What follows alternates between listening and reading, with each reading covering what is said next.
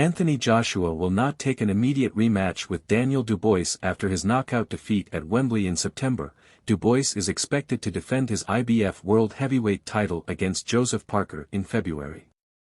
Anthony Joshua's decision to avoid an immediate rematch with Daniel Dubois is not a surprise, and he might not fight again, says Matthew Macklin.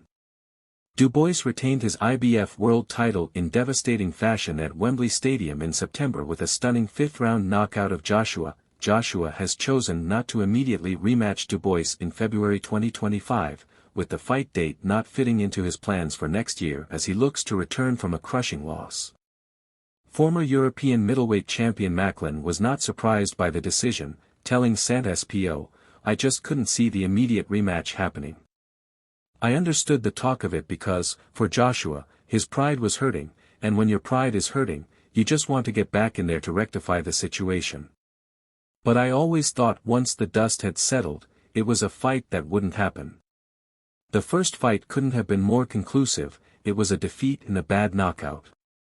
Given where Joshua is in his career, a loss like that will take a lot to come back from. At 34 years of age, you don't get better, it goes downhill from here." Joshua bounced into the first Dubois fight on the back of 2 wins with his new trainer. His confidence couldn't have been higher, but now going into a rematch he will have all sorts of doubts and insecurities. "AJ retirement wouldn't shock me. Two-time world champion Joshua has had an illustrious career in the ring but faces a defining period as he plots his next move. Who Joshua decides to fight next could either reignite his quest to be crowned 3-time world champion or effectively end his decade of success at the top of the heavyweight division. Personally, I think that could be that for Joshua anyway," Sparta SPO expert Collins added.